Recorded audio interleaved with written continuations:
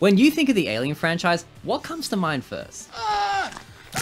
Okay, apart from that, is it Ellen Ripley alongside the working class Nostromo crew or with Newton the Colonial Marines? But you could also be thinking of David Shaw and the Engineers, or better yet, Predators. As you can see, this franchise constantly reinvents itself, from a horror thriller to an action horror to a philosophical grand horror epic to a fun blockbuster with a horrible sequel. Seriously, who lit this? But with this constant reinvention, it begs the important question Alien Romulus had to answer, and that is, how do you make an Alien film that can appeal to everyone? Director Fede Alvarez is essentially torn between those who like Prometheus and want grander creation myth tales with the Engineers, and a traditional Alien film with the Xenos, and dare I say it, you don't want to alienate either side. Yet shockingly, Alvarez sees these two distinct groups of fans and simply decides, "Okay, no, let's do it." And he actually made a great Alien film that can please everybody. And dare I say it, he reinvigorated this franchise. So let's talk about how he did it. Whenever I watch an Alien film, one of the most important aspects to me is the crew, as I'm only as engaged with the story as the crew are. So if they're bad, I don't care if they live or die. Now, Romulus had a few valid routes you could take its canon fodder. They could go the Alien approach, where the crew are all made to be relatable, so you root for them all to survive. Yes, especially Jonesy. Or they can go the Aliens approach, where you like some, grow to like some, and enjoy rooting for others to die absolutely just vile deaths. But what Fede absolutely had to avoid was making this crew uncharacteristically stupid. Like, I'm a biologist, let me touch the worm kind of stupid. And I'm glad to say they aren't dumb, yet they're not perfect either, but in a way that makes sense. You see, Alvarez takes the Aliens approach, but with a fresh twist, and that is making the crew all teenagers who are escaping basically a hellscape prison planet. They can only move forward. If they go back to their planet, they'll enjoy a trip to the mines and die. If they stay on the ship for too long, they collide with an asteroid belt and die. And if it wasn't enough, there's also Xenos. Look, I can't deny I was immediately rooting for them all to succeed, even the ones I was designed to hate, because they're all ultimately underdogs with this setup. Take Bjorn for example. He's designed to be a dick, but he's the best kind of dickhead. We hate him for his remarks towards Rain and constantly threatening to kill Andy, but his flaw comes from an understandable place of trauma, given a synthetic, got his mother killed. He's naturally wary of them given they've got loopholes in their programming, which we also see with Corpo Andy, so he's right. But he's still mostly a dick. Yet I appreciate that Bjorn also has a more playful side to his character with the gravity cigarette trick, and he goes out giving his Xenos some much needed electrotherapy. Shame you forgot rule number 2, you've gotta double tap. The other crew members aside Rain and Andy are also all decent, albeit less explored. I mean, Navarro just exists to be a cool poster and move the plot forward, but I still feel bad for her character given she legit wakes up and immediately hears her friends talking about killing her. Yeah, I'd run too. And to her credit, before dying, she pulls off 1-6 ship drift. Kay, on the other hand, was a walking Chekhov's baby morph. Like, the exact second she mentioned, "I'm pregnant," I was like, oh no, we're doing AVP2 again. Which, yeah, I can't show you, but aside the pregnancy tension, I genuinely liked her character's point of view. She gets zero exposition on what's going on, and Isabella Merced did a fantastic job just emoting pure terror throughout the film. I bought into her fear, and the choices she had to make were all smart based off what little knowledge she had to work with, given she also had to protect not just herself, but her baby. Mama. Tyler initially felt like a one-note good guy as a counterbalance to Bjorn, but paying closer attention gives you a lot more to work with. I really enjoyed his Colonial Marines LARPing when it came to his formation and gun knowledge. He's your classic good guy leader archetype, and because of that, he's given the honor of the heroic sacrifice, and he's given the only Xeno kiss in the whole film. Which all brings us to Rain and Andy and their sibling dynamic, which is easily the heart of the film. Both characters have a lot to offer the franchise. Rain's an interesting leader. She's quite flawed yet resourceful. She relies on inventing solutions with the tools at her disposal, but she can be emotionally compromised, which is where Andy comes in. Andy is a synthetic that starts off from a place of dependency on Rain. He sees himself as a lesser being than Rain and a burden, which Rain's actions completely back up as he was gonna get decommissioned to aid her quest. Yet once he's possessed by the Wayland ship, suddenly the dynamic is flipped, where Rain is dependent on him to aid his quest. These two make for a fun pair because you want them to see each other become equals. On the whole, the crew's dynamic feels like a tight-knit friend group. Not everyone is equally friends with everyone, they've all got their own subgroups and relationships within it, but overall, they care for each other, and I really like how they felt. They just felt relatable. So Alvarez avoided pitfall 1 of making a bad crew. But did he succeed with, the actual story and, more importantly, the alien? Now, you think I was overblowing it back in the intro about how hard it is to combine Alien and Prometheus. I mean, it doesn't seem like a revolutionary idea to expand the Engineer's storyline, while also including Xenos. In fact, Ridley attempted this very idea with Alien Covenant. But his solution was to quite literally kill the Prometheus plotline, which still frustrates me to this very day. Like, seriously, did we not learn anything from Alien 3. Romulus, however, elevates an otherwise traditional Alien film by smartly weaving in plot threads from Prometheus that make the franchise timeline on the whole a surprisingly cohesive narrative. We can divide Romulus' story into two halves, a struggle against the company, which is seen through repossessed Andy and Rook, and a struggle against the Xenos, with these two threads intertwining towards the end, and it's all very satisfying. Right from the start, we see more on how Weyland-Yutani is this oppressive evil megacorporation. We have this grimy, perpetually night hellscape devoid of any hope from the working class. The control they exert on Rain just by doubling her quota just because they feel like they can, makes you feel hopeless, and that death is the only welcome escape for these people. Hello there, Weyland-Yutani is here to introduce our new product, Immortality, because dying isn't part of the contract. Take the goo. And as you've seen, we come to find out the Romulus space station was experimenting with black goo from Prometheus as a means to evolve humanity. And better yet, their theory actually works. Just not in this film, because we see in Alien Resurrection that despite Weyland no longer being in power, clone Ripley is Weyland and Rook's desired outcome. She's an evolved hybrid who's adaptive and stronger from the Xeno DNA, which very smartly creates a narrative through line from Prometheus all the way to Alien Resurrection. That's pretty neat. But for fans who wanted a more traditional Alien film, Romulus has you covered too. Because for a film that only cost 80 million, look at these hallways, the retro-futuristic tech, the Xenos and Facehugger. It all looks superb, and better yet, it's totally and visually consistent with the franchise, with one exception, which we'll get there. Now going into this film, I expected a gore fest given Fede Alvarez directed the Evil Dead remake, which by the way, that film broke records as it used 70,000 liters of fake blood.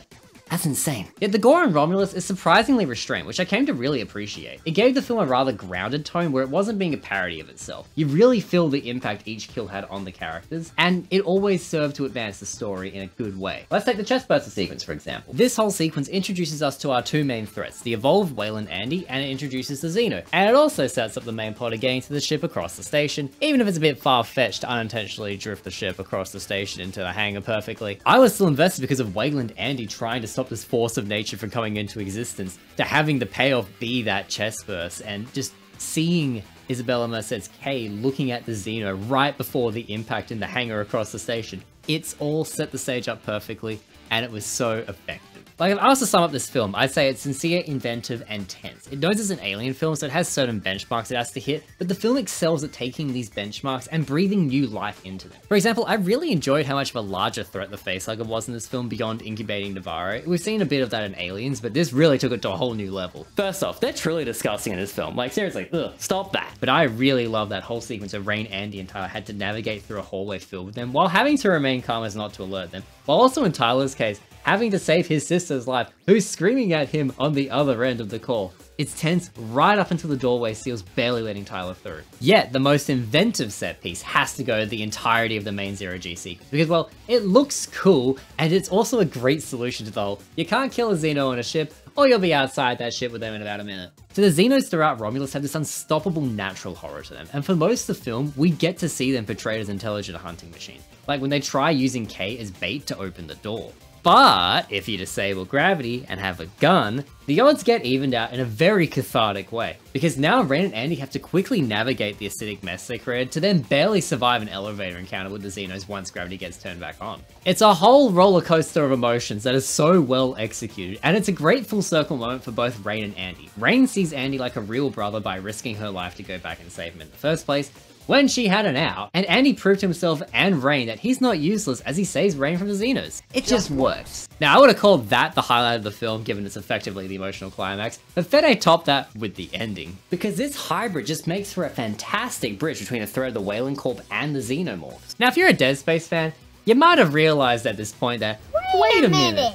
This is a Dead Space movie. We've got our protagonist trying to get to the ship across the space station, but also has to load a tool onto it that'll evolve humanity into this Geiger-esque nightmare, complete with this necromorph. Hey man, can I copy your homework? Sure, but don't make it look too obvious. Now, to be fair, Dead Space obviously takes a lot from Alien. This isn't a dig at it. If anything, I love it because, dude, I really want a Dead Space film. Setting all that aside, if we go by Alien lore, it's more a redo of the Alien Resurrection hybrid Xeno, but before we go saying it's a rehash, these serve two very different purposes. Alien Resurrection's hybrid is more an inverse on the mother-daughter relationship Ripley and Newt shared, where Ripley still cares for it, and I think just the paternal level. It's kind of a bit sus. But it does share a tragically brutal death. Whereas Romulus's baby morph intentionally plays into the horror of this abomination. Kay is terrified of her mutant baby. She produces strange liquids, and again, that birthing sequence. Oh. Not to mention, the whole sequence makes perfect sense lore-wise why it turned out looking like an Engineer-Xeno hybrid. Given we know in Prometheus that human DNA is 100% matched with the Engineers,